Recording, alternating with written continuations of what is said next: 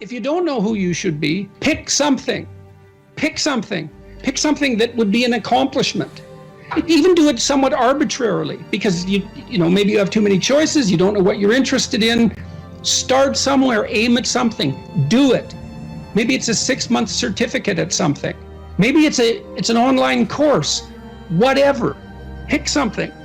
Work hard at it.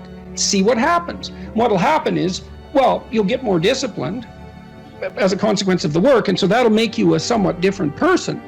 But also, as you work on it, you'll figure out in more detail why it's for you or why it's not. And then when you make the next decision, you'll be more informed.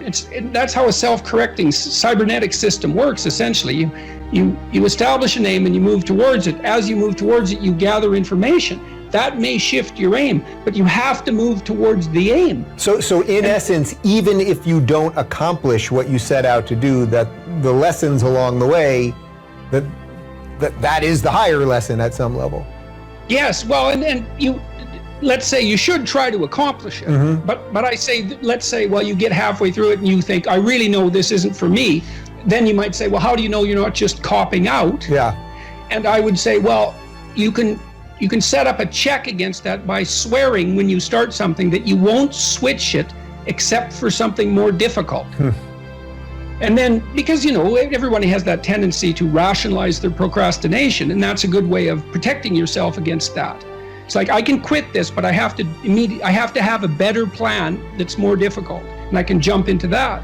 And this is also associated with something like the necessary minimum of respect for tradition. If you pick a goal, it'll be a goal that's a social institution of some sort, virtually, with virtual certainty, because it has to be valuable to other people to be valuable, generally speaking. You don't want to be so cynical that you stop yourself from pursuing anything because nothing's worthwhile. That's not helpful. And everyone knows that. And you might say, well, I can't get out of that cynicism. And I would say, well, jumping out of the cynicism may be very difficult. Try just doing something local. Just pick something. You know, if you don't have a relationship, make a dating profile. You don't even have to put it online. But at least you have the profile. You're taking a step in that direction.